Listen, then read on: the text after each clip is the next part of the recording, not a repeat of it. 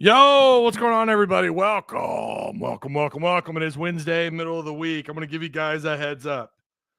We do have the one and only, the lovely Courtney Mims coming up. You know her from Pig Trail Nation.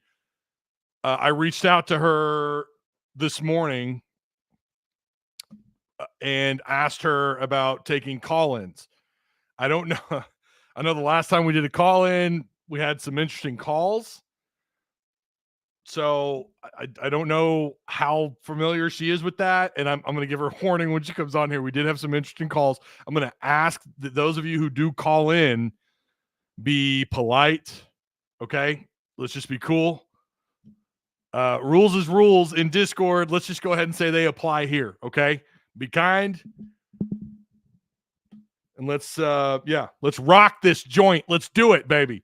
All right, we've got a few of you in chat. First off, let's give a shout out to our sponsors. Insurance Max, covering the state corner to corner, offering business, personal, life and health, and retirement. They shop the best rates for you. So check them out. Their link is provided for you down below. See what they can do for you. Again, they cover the entire state of Arkansas. Also, Direct Service Overhead, a sponsor all these years. They offer quality, affordable outcomes, free estimates, emergency service 24/7, 365 days a year, same-day services, better than best results. I know a lot of you know this, but for anyone who's new, they did the work on my garage door, and it was fantastic. So shout out to Travis Ford and the boys. Their link is provided for you down below. You can give them a call. They do operate in Central Arkansas and in Northwest Arkansas. 501-244-3667. Again, that's Direct Service Overhead, the Garage Door Company. All right. And Patreon. I can't forget about Patreon. Shout out to Patreon supporters. I'm hoping to show you guys the giveaway, the cards in Discord later today. I'm hoping to do that. I've got kind of a booked day, but I'm going to try and get that for you guys, see what you could win. All right. Without further ado, the one, the only, Courtney Mims from Pig Trail Nation. How you doing? I'm good. Again, my mouth is still a little numb from the dentist. I told you guys that if you're in the Discord. So just like if my mouth is doing weird things, just like don't make fun of me, okay? I've been there. I remember when I had all four of my wisdom teeth taken out at the same time. What? Yeah. All 1999. Yeah, all four. I only have one wisdom tooth. Just one. Yeah. I'm going to tell you, that was an adventure. And I wasn't as big as I am now, but I was a big boy at Fayetteville High School in 1999. And my dad, and I remember it took like two people to get me into the car. So dang. I feel like you probably had some funny moments, Oh my goodness. Was they giving you laughing gas or something? They gave me, yeah, I think so. I remember the guy asking me how many girlfriends I had, and I was like, "What are you doing?" And I was out. I'm like, "What, man? I was chasing one girl at the time, but I ended up with the one that I was meant to end up with, who I've been married for almost 20 years. Oh, 20 years. Yeah. That's 20 awesome. years. We met in 2004. Got married in 2006. So shout out to Mrs. Hudson. We have two beautiful daughters together. And so fortunately she hasn't had to deal with me all messed up on on painkillers from going to the dentist. Yeah, if she does, she needs to take a video and then share it with all of us, right? Oh gosh. As if I'm not already toasted in my own Discord. All right. So we are going to do something again. We are doing call-ins. We're going to hold off on that on just a minute. Let's get I've got some questions lined up. And I also have someone who had a question for you who I don't think is able to be here, and he wanted me to get a question to you. Okay. The title of this, if you guys are watching this after the fact, well, you already know, but it's Razorback football headed in which direction now? Now that Arkansas's 1-1, we've gotten a little dose of what they're about. Maybe I still feel like there's more we're going to find out here in the next few weeks. Based on what we've seen so far, Courtney, and I'm not just talking about two games. I'm going all the way back to December of last year. I'm talking about the transfer portal, recruiting, the new coaching hires, and now 2 games into the year, has Sam put Arkansas in a position to be a better team than what they were a year ago? Absolutely. My answer to that is absolutely. He has put them in a better position to be more competitive than they were a year ago. And the main thing, I talk to a lot of people about, well, what do you think is happening? What do you think is the biggest change? And honestly, the biggest change that I see is attitude of these guys. I mean, we talked about it. I even think on the last stream that we did, and I kind of talked about the problems of last year. And there was just animosity on that team. And we weren't in that locker room. So I can't tell you exactly what they were dealing with, but we've heard from good sources, all related to the program, who are in that program, who know what they're talking about. And they said there was a lot of issues on that team. There was a lot of animosity. And some of that you can kind of see between KJ Jefferson, the offensive line, the defense was having issues with the offense. So when you have all of that throughout a season, it's obviously going to affect your win-loss record. It is. I don't know how. I mean, I've been a daughter of a coach now for my whole life, and the biggest thing my dad goes into every season saying is, "We're not going to win games if you have a bad attitude." His thing on the locker room is AIE. Attitude is everything, and so it really is. I mean, you can have a great team, talented players. You can have every piece you need, talented coaches, talented players, every single thing lined up. And if these guys aren't bought in, if these guys have, issues with each other, you're not going to win games. So I think that's the biggest difference for me is I go in these press conferences and I see a different attitude. I see these guys who I loved Andrew Armstrong and Jaquindon Jackson yesterday. They were not sugarcoating a thing. They sat there and Andrew said, we watched the tape. We were just as ticked as the fans were. We were just as upset as you guys because that loss was on us. We beat ourselves. There is no sugarcoating that. We beat ourselves. They were upset. You could see it. They were visibly upset. And I kind of turned to my coworker, Jacob, and I said, are we going to get a mad Razorback team? Are we going to get a very, we're still kind of ticked off over the fact that we did this to ourselves and go out and crush UAB this week? I think that would be a huge confidence booster for these guys to do that. I like the attitude. I think you're seeing a 180. It is good to see, because I don't think we saw a lot of that last year. I mean, now I don't typically, when the players are there, I'm not in on those Zooms. It never lines up where I'm available to be in on that Zoom call. And I haven't had a chance to watch them yet. That is on my list of things to do. Yeah. To watch yesterday's interview. But going back really quick, talking about them being angry about this loss, do you feel like Arkansas beat a playoff contending Oklahoma State team? Like, your takeaway from that game, was that like, okay, yeah, Arkansas lost this game, but here are my thoughts on Oklahoma State? What's your takeaway from that? Yeah, I honestly think, and this is what I kind of said to some other people, because I had some Oklahoma State fans that were like, do you think we're really good? And I don't think they're bad in any sense of the word. They are a very competitive team. And I think that's why you saw in the end when they capitalized on Arkansas's mistakes. They did. Yeah. That's a good team, takes those mistakes and run with them, right? So I think they are a good team. We'll see. As far as playoff contender, we'll see, right? Because it's still early on in their season as well. So I'd like to see what they do. I think, I mean, can Ollie Gordon get going against some of these other teams? I mean, that's going to be kind of a question for me moving forward for that Oklahoma State team. And what else can they do moving forward? I think we're just going to have to wait and see, honestly. If they're really, really good, that's going to look better on Arkansas, obviously. If they're not so good, then that loss night ain't going to look so great in the future. I don't know.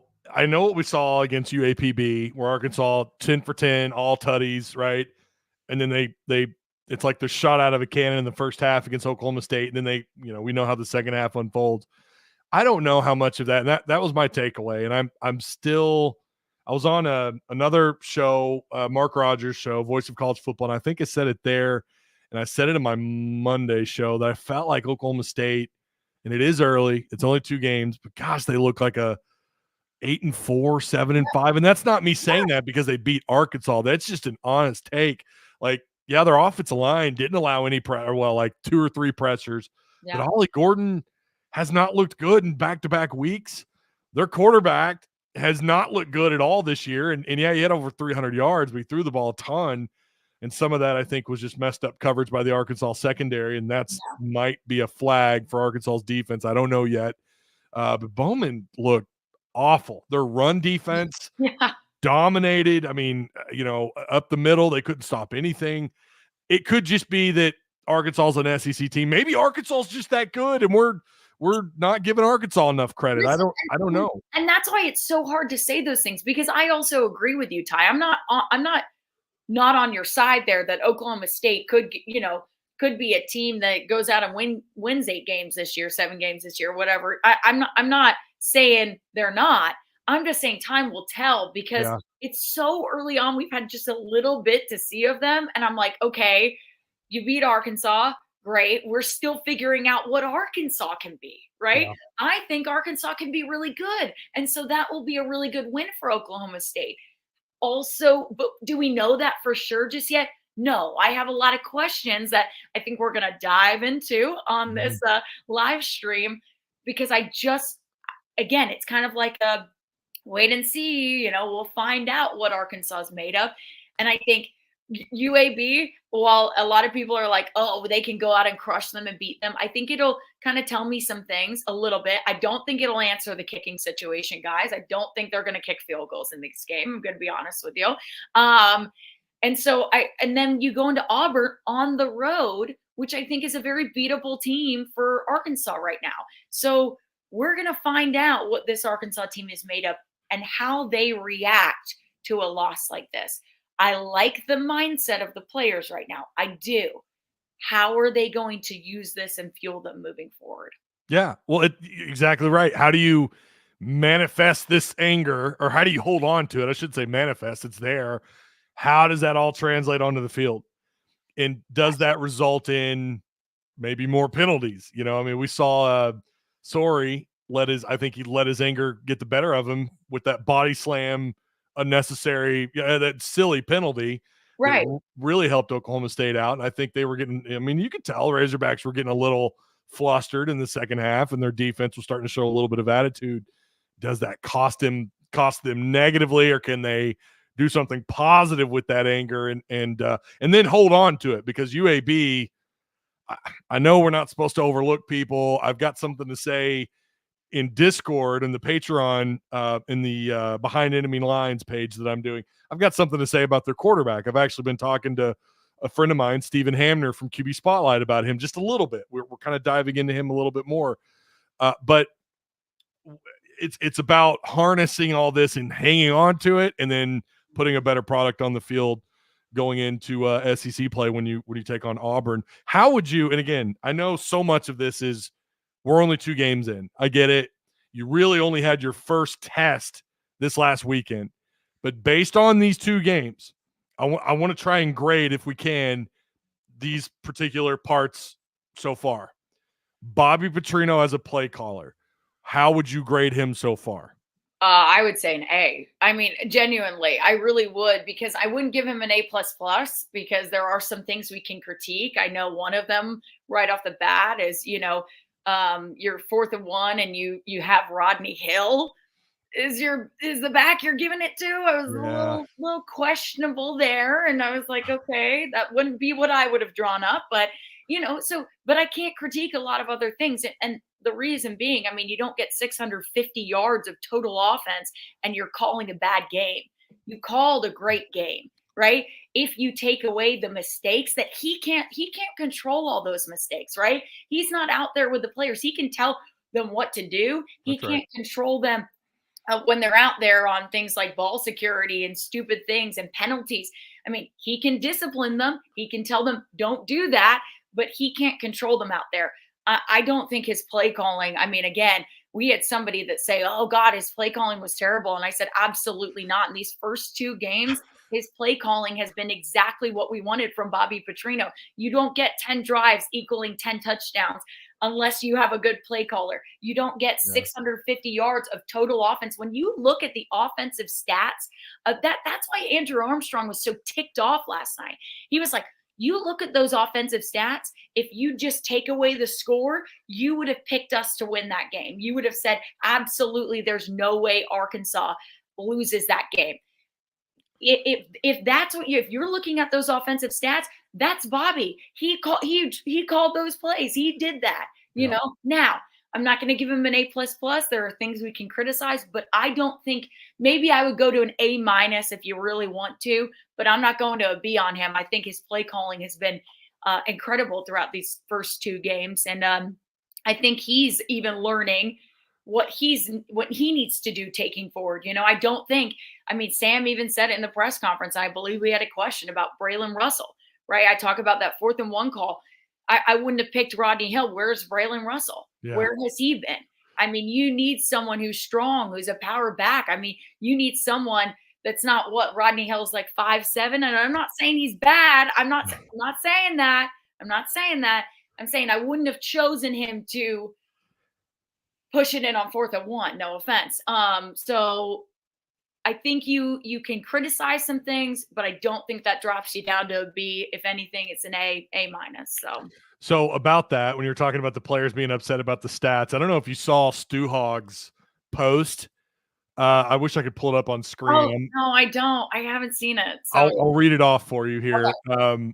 More insight into how crazy Arkansas's loss was to OSU. Since 2020, there have been 338 games where a team put up 550-plus yards and outgained its opponent by over 200 yards.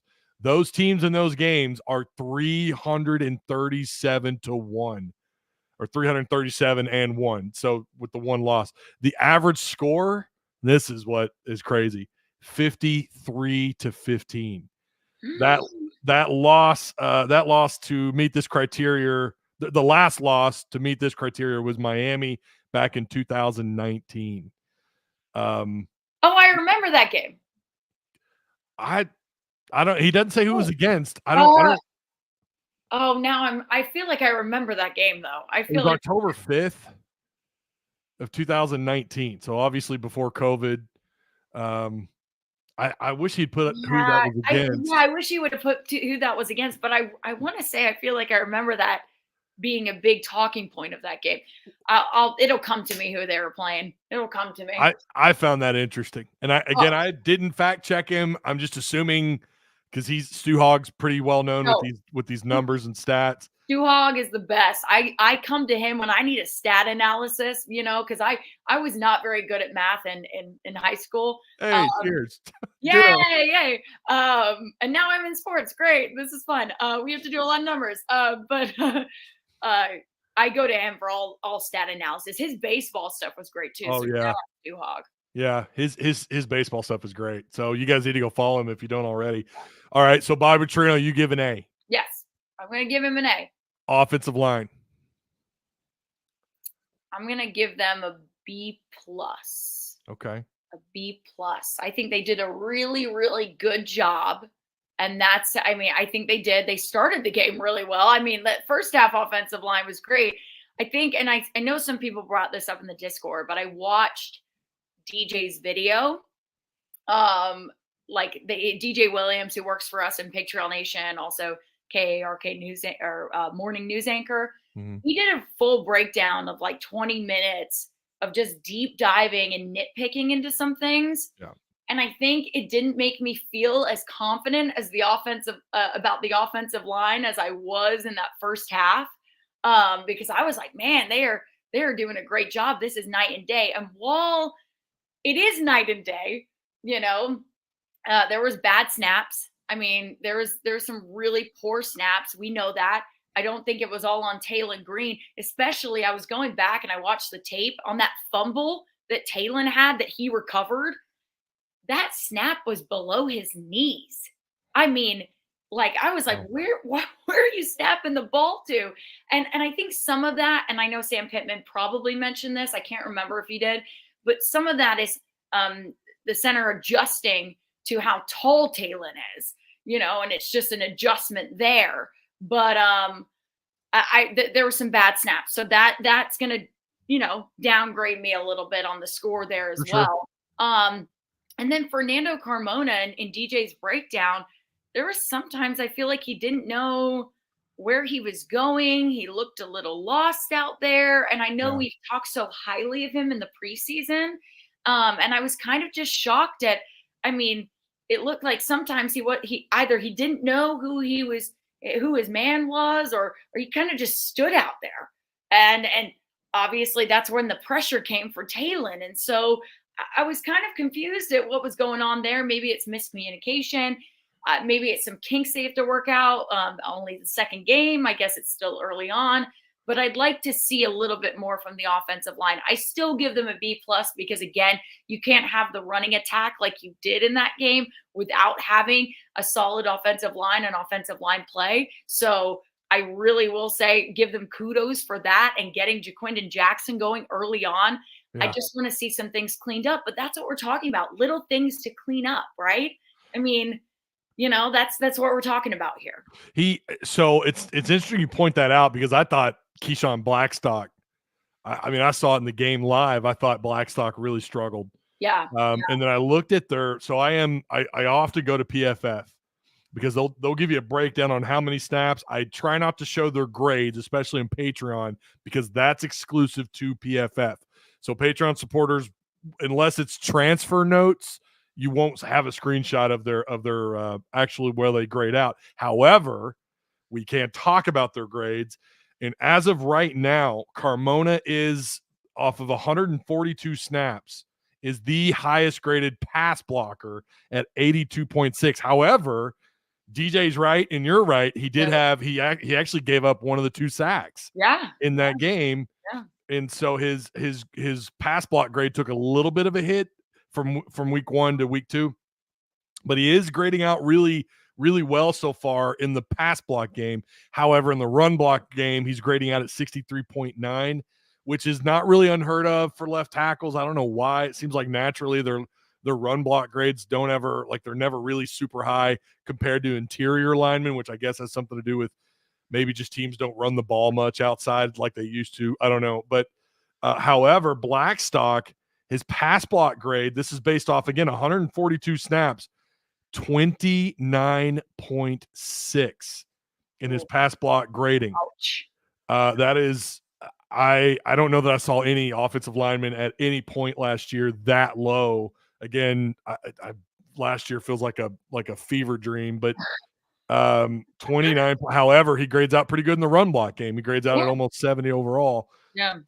He's given up 6 hurries and 2 hits through the year so far. And I think that is the most of any offensive lineman. And he was the one I had the most questions about coming out of spring and going into fall camp. And I thought, okay, he's looking a little bit sharper, but listen, you also do have to I have questions about PFF's grading system. I do too. I was going to bring that up because I have heard coaches all over the country get so mad at their grading system. Yeah. They don't even they hate it. They don't even take some of it into account. So I'm like, how much can you be like, okay, they don't like it, then I also have questions as well. So and I've tried to get an explanation on their grades, which is why mostly I pay attention to their deeper analytics. That's what I like about it. And they'll tell you how many snaps at what position. That's what I love about PFF. But I will say that 29.6 pass block, based on what I have seen through 2 games, it doesn't really shock me because I feel like I can kind of confirm it should not be a good pass block grade. And PFF certainly agrees here. But all right. So you're giving them, what'd you say, a B? I said B+, but I might change it. No, I give him a B+. Okay. All right. The last one on offense, Taen Green. I know some people are like, really? Listen, he had a great performance. Don't get me wrong. He had a great performance. I think I'm letting DJ's video with the nitpicking affect me a little bit because we want him to be the best QB. Right. I have to give him a good. I'm a nice teacher, guys. I'm a nice teacher. I think I'm giving some nice grades here. I'm gonna give him an A minus. I'm gonna give Okay. him an A minus. Okay. That's fair. I don't think everything that he did, that some of the nitpicky things, the throws that DJ was like, and again, if you haven't watched that breakdown, go watch it. I love getting analysis from DJ as a former player, but some of the nitpicking throws and things like that, I think those are like very nitpicky stuff, very nitpicky, because you can't, I mean, going through the stats and just looking what he had 416 he threw for 416 yards. Am I right on that? And that was like the fourth most thrown by an Arkansas player in a single game, right? I mean, that's like insane. I mean, that's insane, right? Yeah. So I think that there's something to be said about like, look, his performance was, and I kind of agree with Trent Dilfer, right? At UAB, it was an NFL caliber performance from Taen Green. I really do think we're going to see him in the NFL. I think he needs to clean up some of those small mistakes, right? Those passes that DJ was talking about, where if you just throw it just a little bit differently, if you catch the receiver in stride, if you don't underthrow or overthrow, you know, it's just right in that little money spot, right? Then we're talking about a different game.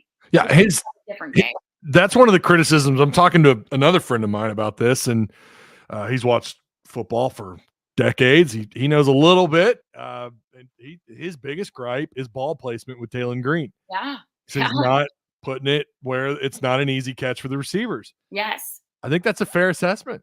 And I think it is too. And I'm not saying, listen, I am not calling him a bad QB. So everyone who's like, I don't want anyone coming for me saying I called him a bad QB. He's absolutely not. He's great.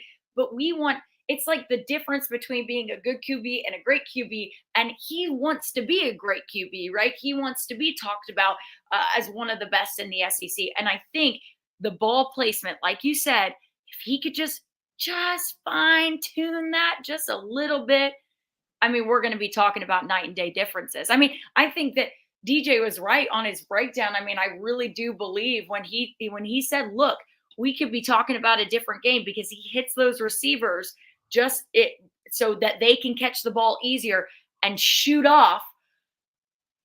To me, that's like, okay, we could be talking about they're blowing out Oklahoma State, right? Mm-hmm. I mean, we just don't know what could have happened with those plays and how they would have developed had his throws just been a little bit different. But I will say his IQ is great as well. I mean, even watching him on that, I talked about that low snap, right? He was quick. I mean, it was just like, okay, athletic to the ball, to get on it, to make sure that they have it. To me, I was like, that's impressive. No matter which way you slice it or dice it, that could have been a disastrous situation that he was like, okay, quick, boom, I'm here. I got it.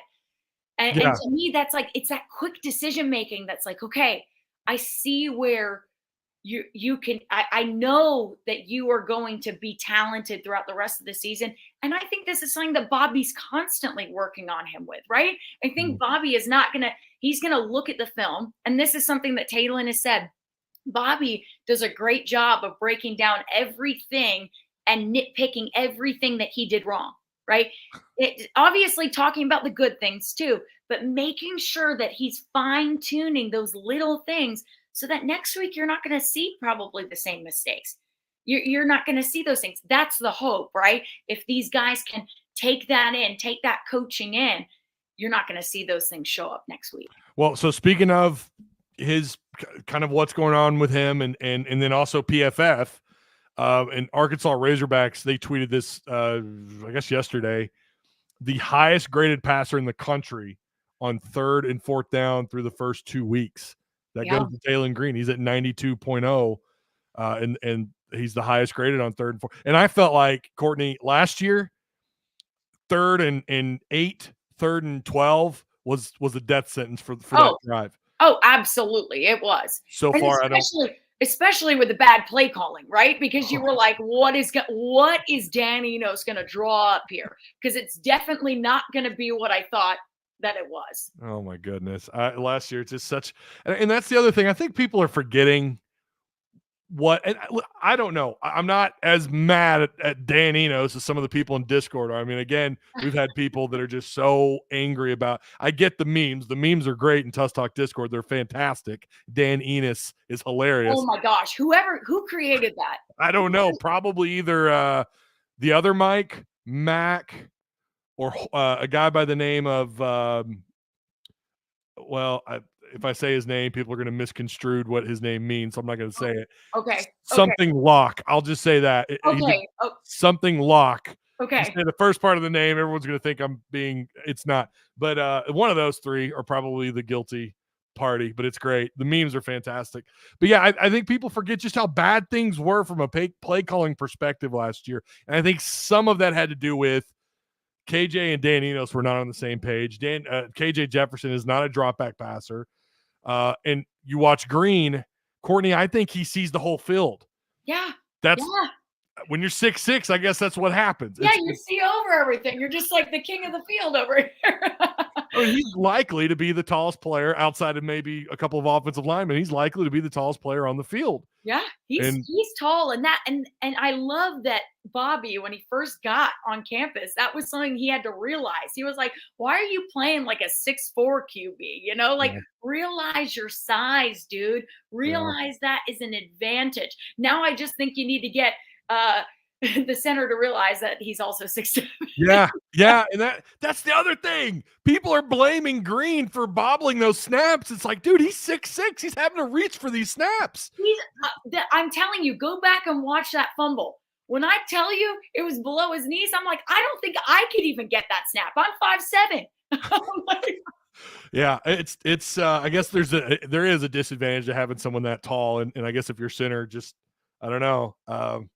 You know, I didn't shotgun snap very much when I was at Fayetteville and Remy Junior High. We did everything under the center, but you knew you had to have a pretty good feel for where that snap needs to go to your quarterback. And I think that's still something. That's one of the things. Let's hope they get fixed. And if they do, if these snaps are on point, they can also affect the whole startup to the quarterback's play. Yes. If that's your first play from snap is having to catch the ball over here, or down low or up high. Just like that, you have had an effect on the rhythm of the quarterback and on the play. And he's now having to change his, all right, like, you know, you're switching your brain kind of thing of like, okay, things are happening. I've got to I've got to figure out how to make this work. And thankfully, Taen did in some of those situations. And I think that goes to show, I mean, talking about him as a QB, that's high football IQ right there. That's athletic ability to be able to say, okay, things are derailed. I've got to make sure we get back on track and make something out of this now. Make something out of this. I get the criticisms. Again, I pointed out ball placement. You talked about it. It feels like he has a little bit of previous quarterbacks all in Taen Green. There is a feel for Matt Jones there. I don't know if how familiar you are with Matt. You know, watching his highlights back in the day, I was in high school. You know, I mean, he's still one of my all-time favorite quarterbacks at Arkansas. But he's got a little bit of Matt. He might have a little bit of with the height, Ryan Mallett. I was going to say Ryan Mallett. I was like, he reminds me a lot of Ryan Mallett. So, I mean, but a little bit, like you said, of Matt Jones as well. Yeah, and maybe even as far as like a willing runner when the play breaks down, a little bit of KJ. Like a lot of Matt's, well, they were mixed. It was definitely when the pocket collapsed, he could just take off and run and nobody was going to catch him.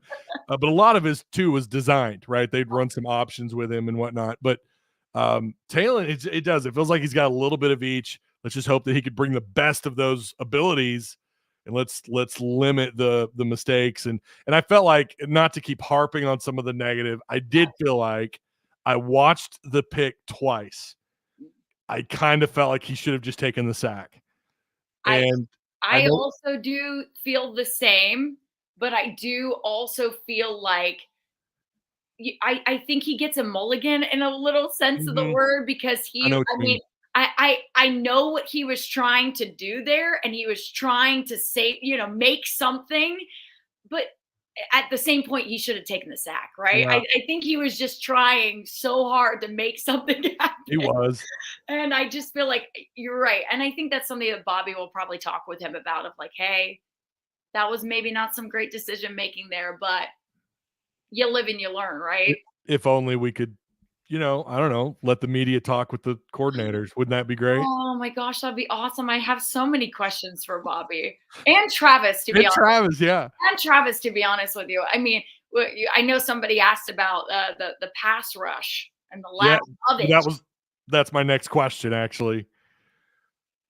Just about the pass rush. Just about it and pass rush and the lack of it through the last. Yeah, that's a bit concerning. That's a bit concerning, especially when you tote that your D line is one of the best units, coming into fall camp, and you really like what you're seeing from those guys, and you feel like you're going to be a threat there. We haven't seen any of that. And I mean, really. I hate to say Landon Jackson, all this hype about him coming into the year, we're really excited. We haven't seen him at all. He has like 4 tackles, no sacks, I mean, he's been non-existent. And I know some of that was Oklahoma State and what they were doing, right? Sam talked about basically they were either double teaming him, right? And when they weren't double teaming him, they were chipping him. So I get it. I understand they walked into the game and they were like, we need a game plan for Landon Jackson. Yeah. But almost there were some times, I'm going to be honest with you, Ty. I'm going to be honest with the people here. I notice things when I'm down on those sidelines, I notice things. And I noticed that Landon was getting winded. Landon was like looking over at the sideline, calling to be like, hey, and I was like, is he getting winded? And then Jacob, my coworker, was standing by me and he goes, I think Landon's getting a bit winded. And I was like, yeah, I think he is. I don't know. So I did notice that early on in the game that I was like, I was like, that's a little concerning. Maybe there were some issues there. Maybe he was having a hard time. I don't know. That was just something I noticed that I was like, Gundy mentioned conditioning. I know he did. And listen, I don't want to say that Gundy's correct on that at all, because I know the Razorbacks go through a crazy conditioning program. They do, yeah.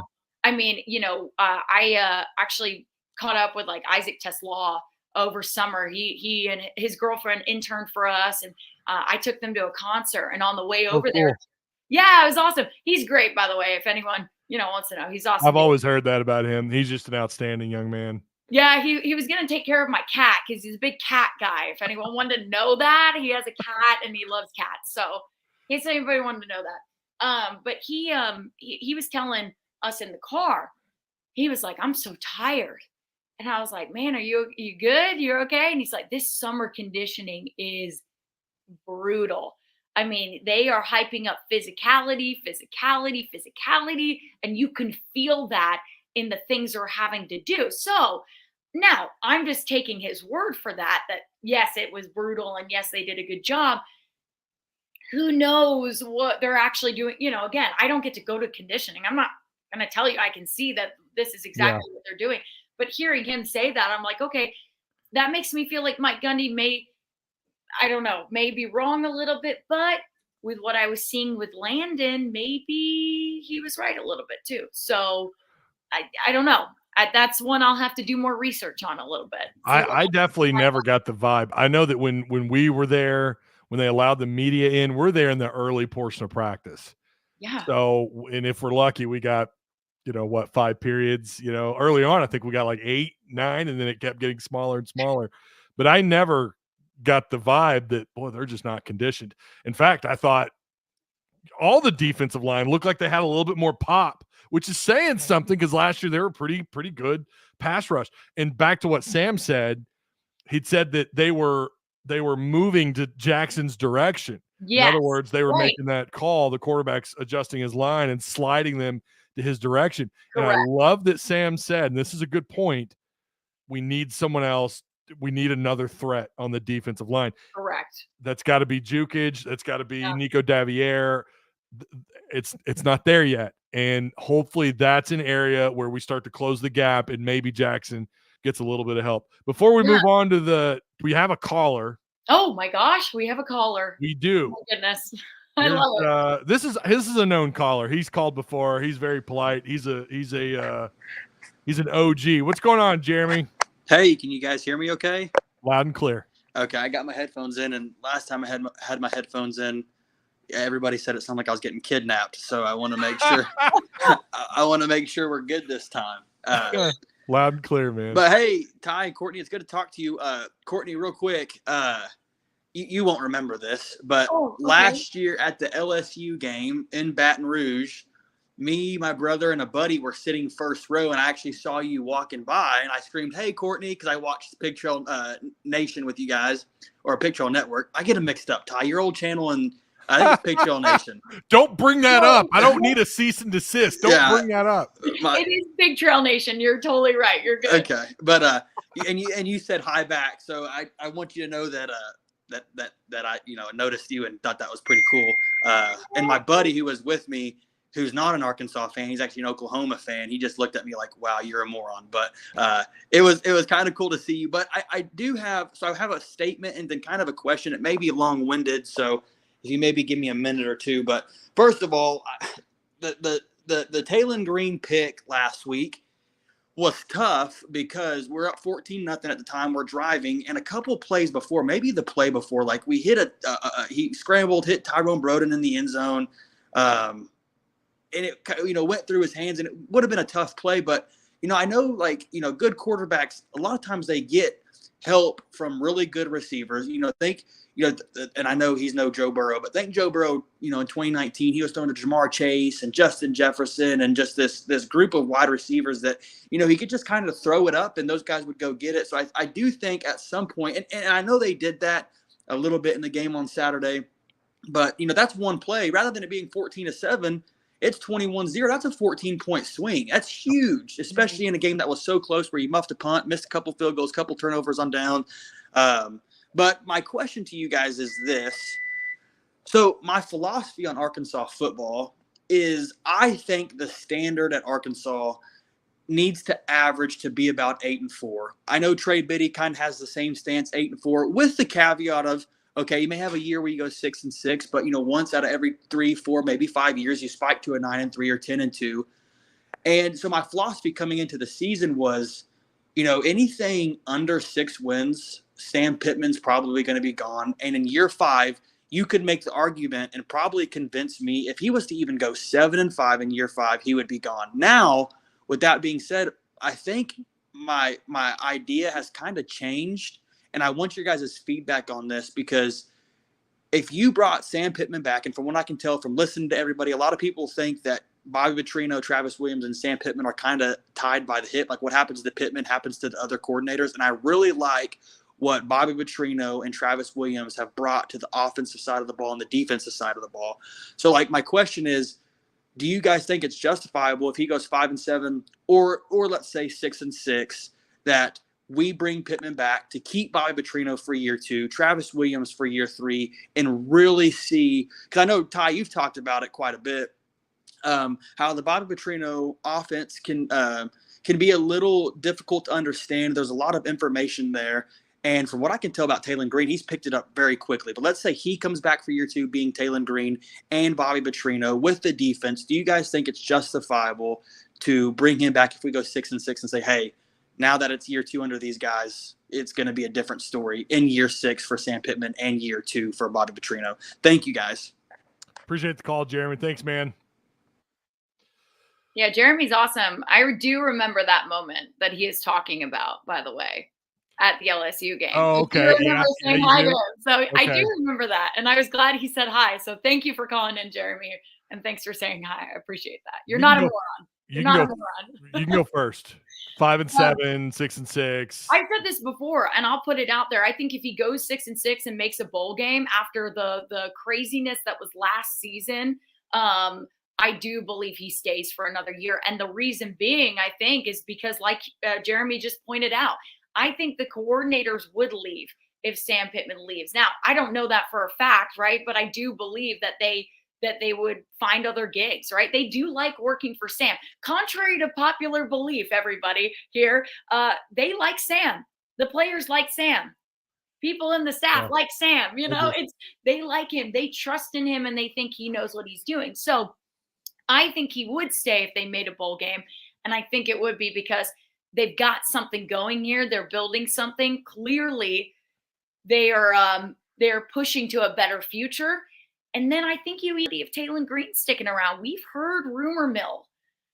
We've heard the rumor mill. We know there are some rumors right now that he will stick around for another year, to be under Bobby Petrino, to get that extra kind of learning and teaching and things from him. So I know that that's in the rumor mill. And if the money's right, I know NIL is a thing, y'all. If the money's right, you're going to have people who stick around, So I do believe he would stay if they make a bowl game.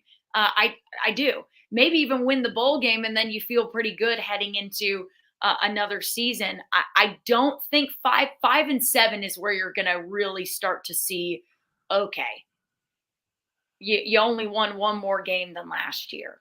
What's going on here? You got Bobby, you have Travis. Yeah. Bobby brought in his QB.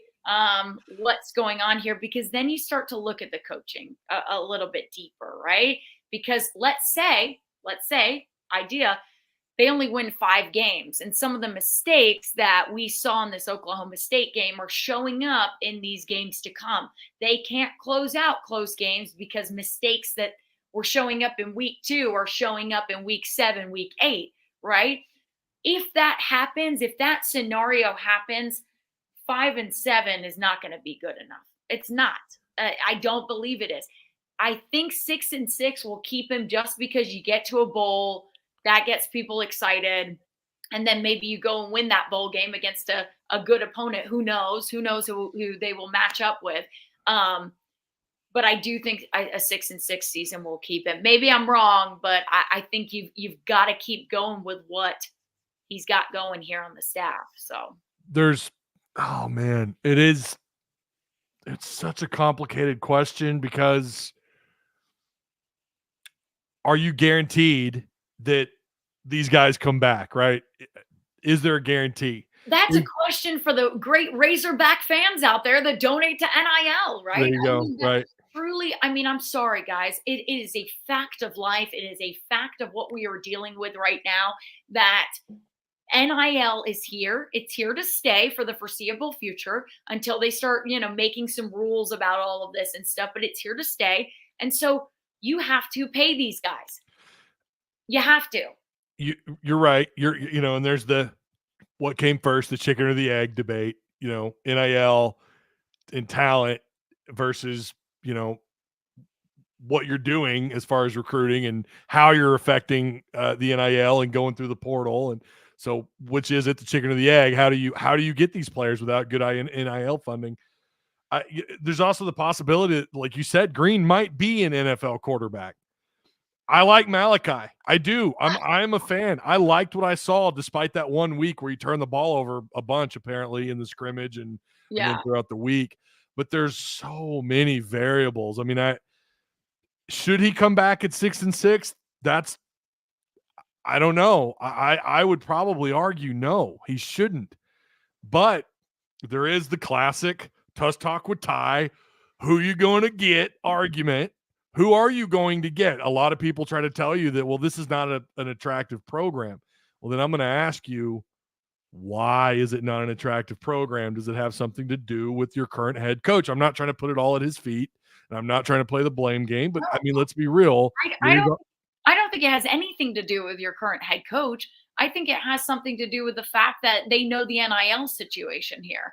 And a coach is going to have to understand that coming into this program, Cal was able to do it because he knew he had the NIL. He knew the NIL, right? He's not going to willfully take a job at Arkansas knowing that he doesn't have NIL money. He took the job knowing that he would have the NIL backing. No coach in this day, and I use my dad as an example, right? My dad said, he said there are plenty of coaches that would love to be coaching at Arkansas, any of these programs that you think of, Vandy even, right? Mm-hmm. Let's bring up Vandy, you know? They would love to be coaching at some of these programs. But if the NIL's not there, they're not going to willfully put themselves in a situation that they're already having to fight behind the curve. Yeah, right? that's fair. Players, they're not. Yeah. And I'm telling that to everybody out there who doesn't think that's the truth. It is. And so Sam, I kind of feel for Sam a little bit. I do. I know that's bad. I shouldn't feel for him, but I do, because he's having to go out and recruit, knowing that he's going to get outbid by some of these bigger programs, knowing he's going to get outbid and seeing what he can do with that. And let's be honest, Ty, I haven't looked at the recruiting rankings recently, but I don't think Arkansas is doing that bad. I don't think they're doing terrible right now. Nationally, no, right? I mean, they're always somewhere in the top 30. All things considered, that's pretty impressive. All things considered, right? However, in the SEC, it's bottom 3, bottom 4, and that speaks to the NIL. And it also, I do think it is kind of a reflection of Pittman. I do think that, because at the end of the day, the head coach bears some responsibility, and he is up against it. That's always been the case at Arkansas, even with Petrino here, Houston Nutt, go back to Danny Ford, and we can go further back. It's always an uphill grind to recruit here. Sam has, in my opinion, outperformed himself in recruiting versus what's happening the last couple of years. He's also done a decent job in the NIL, or excuse me, in the transfer portal. Once again, all things considered. I mean, it wasn't that long ago he picked up Drew Sanders, who was a home run get out of the portal. They picked up Felipe Franks back in 2020. Now, that might have been a Kendall Briles thing, but still, he has done a good job of grabbing some of the pieces. I would argue, like, the offensive line, how is it as bad as it is? Well, at least up until this year. Now, this year, we don't know. Yeah. How did things get that bad, right? What exactly was with the hiring of Dan Enos last year in that situation. But in other areas, Travis Williams, I think, is a home run hire for Arkansas. Bobby Petrino, home run hire. So for every step forward, there's a step back, but then there's 2 steps forward. And that's something every coach has to deal with. Yeah. I just have a hard time with keeping him, 6-6, 4-8, and then another 6-6 year. Man, that's hard to swallow. However, if you can guarantee that you get all these pieces back, including Taen Green, Bobby Petrino, your backfield, whoever's eligible. I don't know about a couple of guys. I don't know about their eligibility. The offensive line, if you can get all these guys back, okay, yeah, you probably sign me up for another year for sure. That's why I say there's too many variables. I don't know. I'm gonna point this out to you, because you guys say Sam Pittman.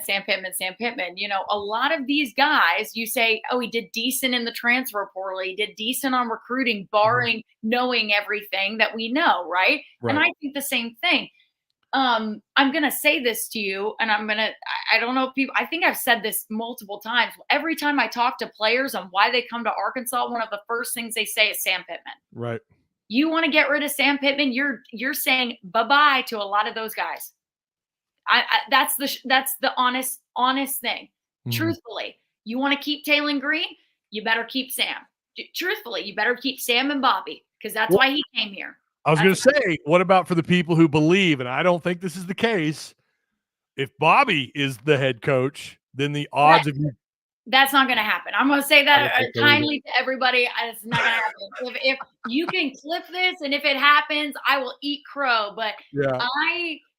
I feel like you have a situation, and we've talked about this, where Travis Williams has a co-defensive coordinator for a reason. Marcus Woodson is very capable of running the defense, very, very capable. That means Travis Williams, who wants to be a head coach, right, who hasn't done anything wrong in his life, or hired a mistress or anything, is going to probably be an interim. That's like, if Sam was gone, he would be an interim. Yeah. That's my thought. He would be the interim, because Marcus Woodson can handle the defense. He absolutely is capable. Then you have Bobby stay at OC, which is what Bobby wants to do. I mean, he sat there in a press conference, guys, and said, when he was asked about how much hands-on influence he had on NIL, he sat there and said, I don't deal with that. Hunter and Sam do a great job. I just coach. And that's what I want to do is just coach. Yeah. Like, I don't know how to share. Like, I think that there's a reason for that. He's fine being OC. He's fine being OC. I got shredded, and I don't know if I should bring this up, but I got shredded. Don't bring it up. Don't bring it. I know what you're going to say. You know what I'm going to say? I shouldn't say it? Is that what you're telling me? Oh, Courtney, I thought you were on my side. If he can't recruit a kicker, he cannot run a football team. Let's just be honest here, Ty. Let's be honest. It just makes too much sense, though. Ty, calm. Shut it down. Shut it down. Shut it down. Oh, man. All right, maybe that wasn't one of my better takes. I'm gonna get DMs about that. I shouldn't have brought it up. It's okay. It's fine. I see the thought process there. I see it. Yeah. I see it. I'm also gonna move my laptop real quick. We're gonna take a tour around Courtney's house really quick. Sorry guys. I love the color. I love it. Is that egg white? No, it's like a teal green. Oh. I was in my upstairs game room. Okay. I'll bring you guys back up there if everyone wants to see my cool Arkansas gear and stuff. I gotta say your Wi-Fi is killer, because if this were me, it would be. And I have fiber optic internet. If this were me, it would be a mess. Oh my gosh! Well, I'll show you guys this. I had to grab the charger real quick, but we've got Travis Kelce, we've got Debo Davis signed jersey, and obviously Tim Tebow. That's for my Florida love. So I wish don't judge me too much. I have something pretty cool autographed that I wouldn't give it away. My father-in-law, I have a Darren McFadden autographed Oakland Raiders jersey. Oh, no way. Yeah, it's back there. If I got it out, I would just knock crap over. Dude, Listen, I love D-Mac, by the way. I got to meet him recently for the first time, and he's just like really awesome. Yeah, I know Arkansas fans know that, but that was the first time I got to meet him, and I was like, man, this is awesome. Yeah. Well, if there's the link, if anyone else wants to call in, the link, I'll post it again. Don't be afraid. You don't even have to show your face. If you just want to ask us a question, fire away. Don't be shy. No, Jeremy was great on the question. So Jeremy's always good. Jeremy's always good. He calls in. Let me ask you about this, and I don't know I probably should have asked you what your time looked like. Oh yeah, I probably have to run pretty soon, but I'm good for maybe 10, 15 more. So let me ask you this about one-score games. Okay. Arkansas will likely have a few more of those one-score games that come down to the final minutes of the fourth quarter, maybe even another overtime scenario. This is Arkansas's record, okay, with Sam Pittman in these one-score games, 7 points or less. Now, someone please fact check me, because this could be wrong. I glanced over it twice, and I'm not real good with I believe I might be mildly dyslexic. I don't know. 2020, they go 1-3 in one-score games. 2021, 2-3. 2022, they go 2-4, which is including the bowl win over KU. If you remember, that went into overtime, shouldn't have. Another example of these teams struggling, to close games out. You go back to Cincinnati, South Carolina, Missouri State. When Bobby came into town, they've struggled under Sam at closing some of those games out. 1-5 in 2023, and now we're 0-1 this year. Do you feel like this team might actually be better equipped to handle these? I know they're already 0-1. I get that, but do you feel like moving forward now, maybe they'll be better equipped of dealing with these close scoring games, these 7 points or fewer type of games? Yeah, I think so. I think because when you look at I get stats are crazy, right? But stats, you have to look a little bit deeper into the stats. You do. I think wasn't it Nolan Richardson who was like, I don't like looking at the stats because, there's a story behind them, and that doesn't tell you sometimes the whole story of the game. I can't remember if it was Nolan, but my dad talks about it all the time. He's like, I hate stats. They can be so misleading. They can be. Because they don't tell you on a win-loss record, it's just win-loss, right? They don't tell you anything. So especially when you throw a stat like that, they're what was it again? I mean, what's Sam's record? Is it like, if I math that really quick? I'm bad at math, guys. So I was trying to math that in my head. Hang on. It's 3, 4, 5, 6, 10. So maybe 6 and 11. Okay. In one-score games. Yeah. So So you give like a stat like that, and it's just misleading, because if you look at every single one of those one score games, they're all 50. different. They're all different reasons why Arkansas eventually lost the game. I go back to Mississippi State as a great example. Last year, remember, I think everybody remembers that game, right? That was wild. One of the weirdest football games I've ever watched in my life. But you go back to that game, and one of the biggest reasons why Arkansas lost that game is they just couldn't get anything going on offense. They just couldn't get anything going on offense. Absolutely nothing. Nothing was working. And that was, probably because a little bit of who they had play calling, but they just couldn't get anything going, right? Yeah. And so was that the same problem in the Oklahoma State game?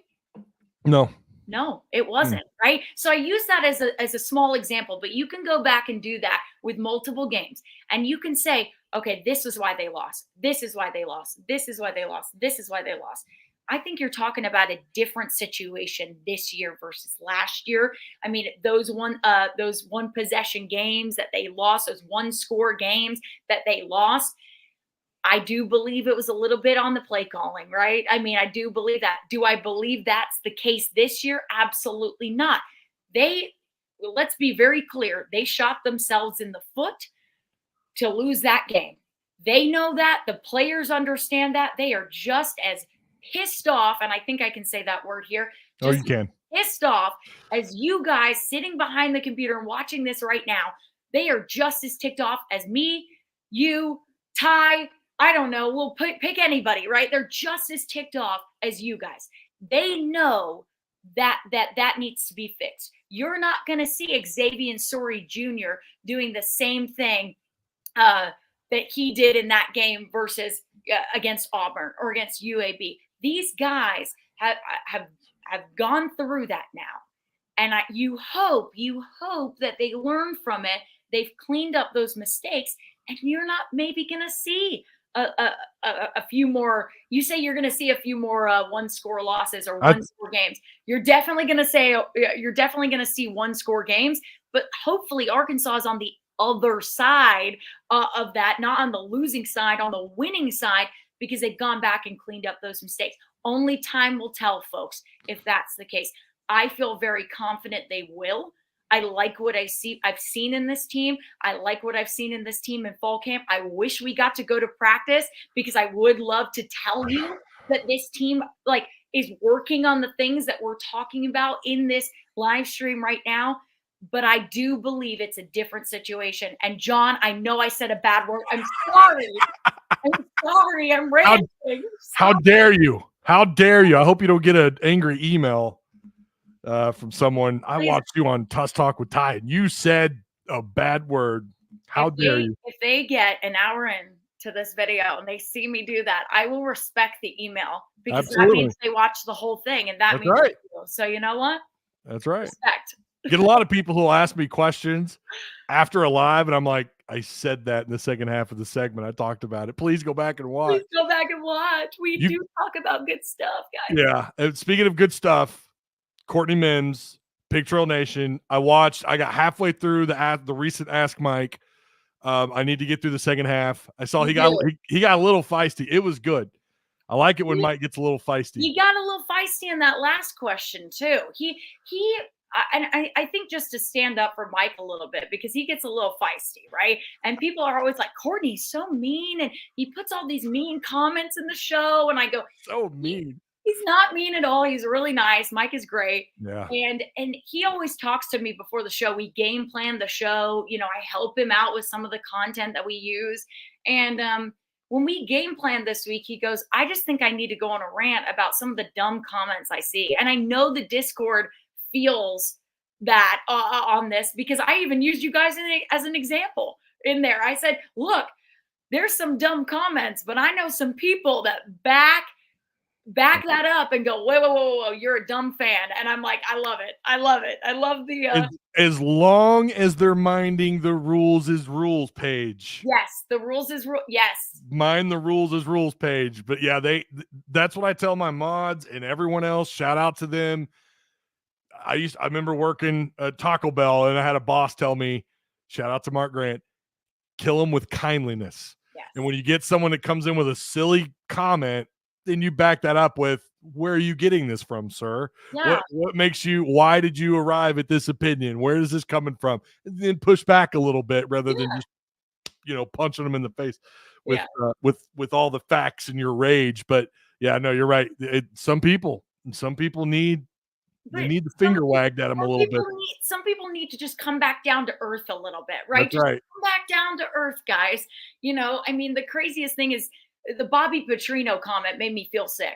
Like when they were like, Bobby Petrino's a bad play caller, I was like, that made me feel sick. I asked Mike, I was like, do we have to read this? Like, I just don't even want to give this person the time of day. There was a hesitancy. I saw you did not want to read that on air. And because I don't agree with it at all. I wanted to tell this person how dumb they are. And I'm not trying to offend anyone here, but like, come on. Come on. Mac is up. Do you want to take this call or do you got to run? Let's do. Okay. I love Mac. Let's do it. Mac, try to make it quick, my friend. What do you got? Yo, y'all can hear me? Yeah, I can hear you.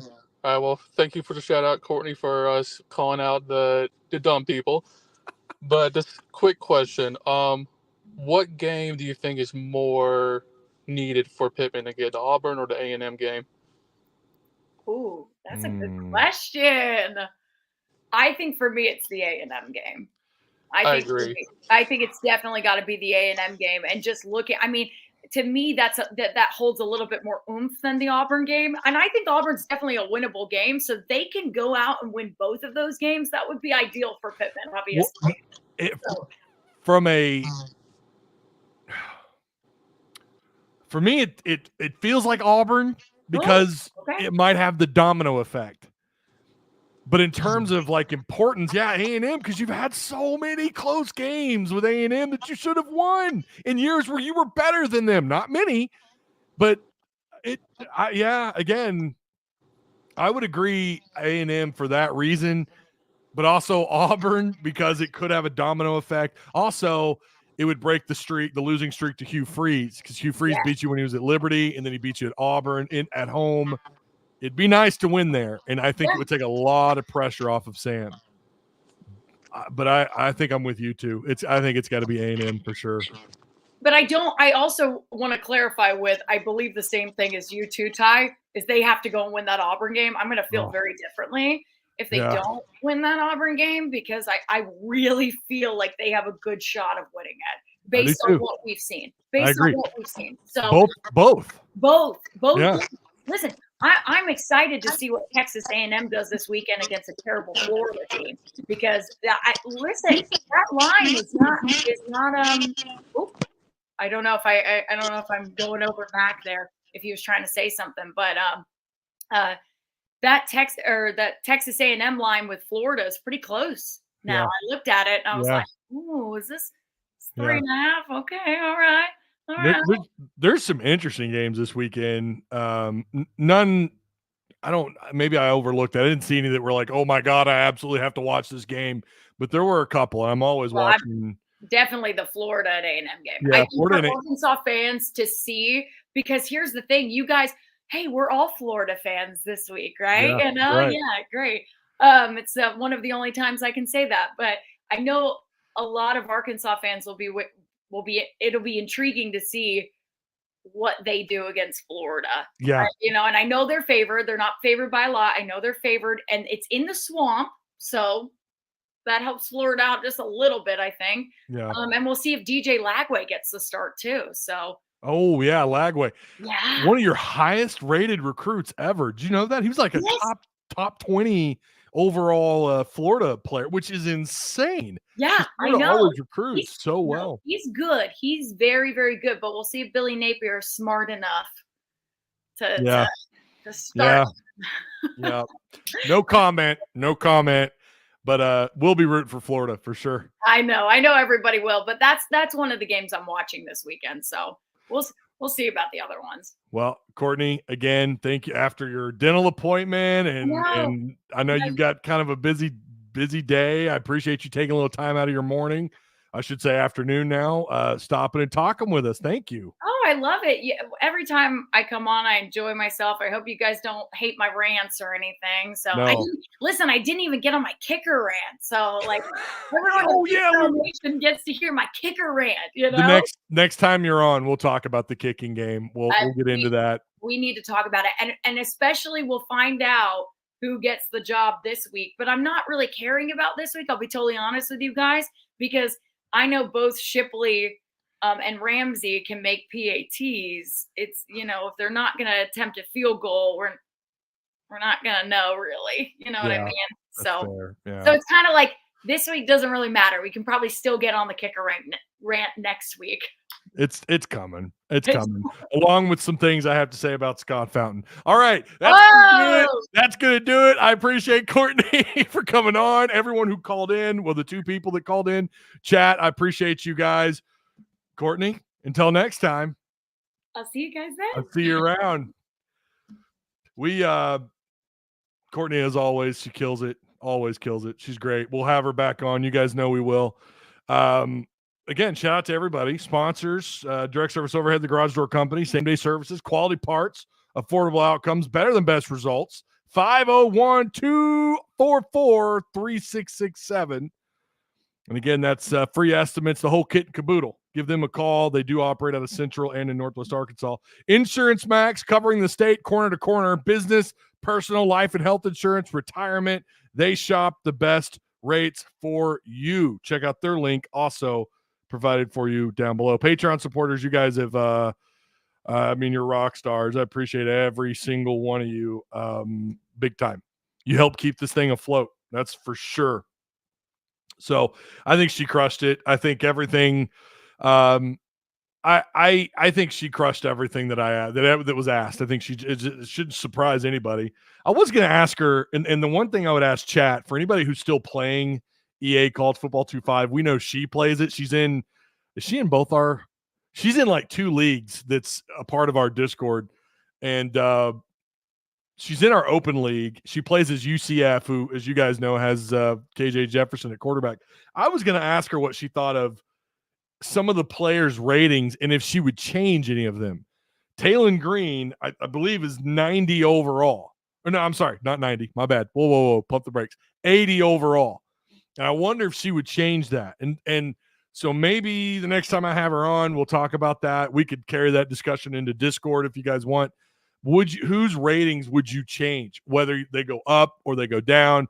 I would go up on several players and go down, come down on several players.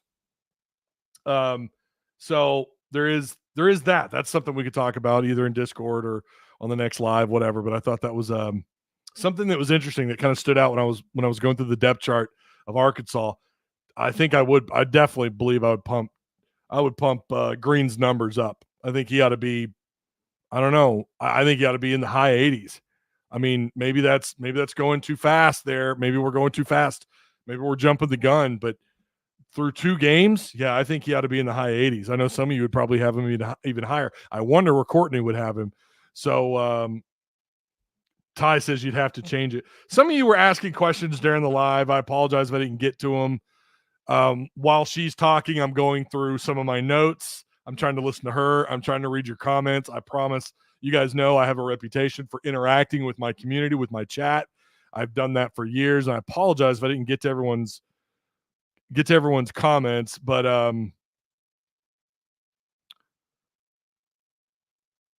well, I wish I saw one that stood out, and I wanted to answer it. I don't know what this is. Ty Brand says NIL football would take 3 times. Oh, wait, 3 times more. Did you mean football would take 3 times more than basketball? And if so, maybe more. Because you're talking about NIL support for really about 11 guys, depending on how that looks. And then for football, it's a lot more. So, yeah, it's a lot more if that's what you meant. The Sarge asked a really good question. And, again, this would be good for Courtney if she were here because I don't really have an answer for this. Why does it seem Arkansas is having such a hard time getting NIL money? I know we've been losing, but if we need money to win, but can't win because no money, how do we break the cycle? Again, that's that chicken and the egg. Which came first, the chicken or the egg? You got to do the impossible. And I don't buy that that Northwest Arkansas doesn't have the funds. I don't buy that. I'm not saying they should be top 3 in the country, but we did just see what happened with John Tyson. I don't know how big of a football fan he is, and he's not the only one in this area. I'll tell you that. Now he's loaded. There's other very well connected folks, alumni, boosters. You can't tell me that they belong in the bottom of the NIL tree when you're talking about comparing them, or the bottom of the NIL totem when you're talking about comparing them to the rest of the SEC. It feels like they should at minimum be in the middle of the pack. And again, like I said about Pittman, I think Pittman has done a pretty good job in the portal. He's also missed on a lot of players. There's no doubt. Those of you who've brought that up, you're dead on. We have a list for Patreon supporters. If you are a Patreon supporter, there is a list of targets, and you could see who they whiffed on. Not all of them. We don't have all of them. But if you go to targets, you could see just some of the ones that they whiffed on. And it's on defense, it's on offense, it's on the offensive line. We talk about the depth issues on the offensive line. I do believe that's a reflection of both the scenario here and of Sam Pittman. But again, Courtney's not wrong. They have you do have to have financial support. She's not wrong about that at all. I think she's dead on. Hey, Ty, if you join Patreon, can you pay for a full year in one payment, or do you have to have it set monthly? That's a good question. I've never been in on somebody else's Patreon. I have no idea. I want to join. There's this, I'm really big into movies. I'm a huge nerd. You got a lot of you know that. Fellowship of the Ring, Lord of the Rings extended cut is my all-time favorite movie. And Film Threat, if you've ever heard of them, they actually have shirts that says it has something to do with the Lord of the Rings. It's like, I don't remember it, but it was so cool. And I wanted to get the shirt. You can order it from their website, but I noticed they also had a Patreon. So I'm thinking about, I'm pretty sure it was them that had the Patreon. I could be wrong, but I want to join if they have one, I want to join their Patreon. I don't know if you can do a full year in advance. You just have to look. I wish I was better versed in that. I've only ever been on the other end of Patreon. So you'll just have to look around. Maybe I'll look around if I have some free time and I can get back to you on that, Jeremy. So, yeah. All right. That is going to do it. Again, we already talked about our sponsors. Please show them some love and some support. Always support local businesses. That's all that'll ever be on this show until things get really desperate around here. But we will only ever have that's my goal, to only ever have local sponsors. I want to support local businesses. And who else do you talk to but the local populace, Arkansans, people in Northwest Arkansas and outside of Northwest Arkansas. And that's another reason why, it just makes sense. But I also want to support local businesses as well. So check out all their links provided for you down below. And that is going to do it. We'll be back on Friday. I'm going to try and get the UAB stuff updated in Discord and Patreon. We've already got the Enemy Insider. I've already dropped some of the stats, side-by-side team ranking in terms of talent. But I'm going to get some notes, hopefully either today, hopefully before tomorrow, but for sure before Friday. And we're going to break down UAB just a little bit on Friday. And we're going to go into predictions and all that stuff. So, yeah, by the way, cards, I've got a really good idea for the month of September for Patreon members for what cards. Again, I'm going to hopefully get those figured out today, and I'll send what cards they are in Discord, and then hopefully on Patreon as well. Okay, once again, Courtney Mims, awesome. Follow her on Twitter. Check out Picture Nation, her Ask Mike segment. She's just very talented, very good at what she does. I think it's only a matter of time before one of these big networks come a-calling for Courtney Mims. So always an honor and a privilege to have her on here. That's twice now. She's a part of the two-time club. She's been on here. Two-time call-in club. Two-time guest club, I guess. So looking forward to bringing her on more. All right. I'll see you guys on Friday. We will have triple XP this weekend, and we will have another will spin maybe before Friday, maybe Friday night. You guys know how this is. I fire from the hip. That's how I roll. All right. I'll see you guys when I see you. Have a good rest of your week.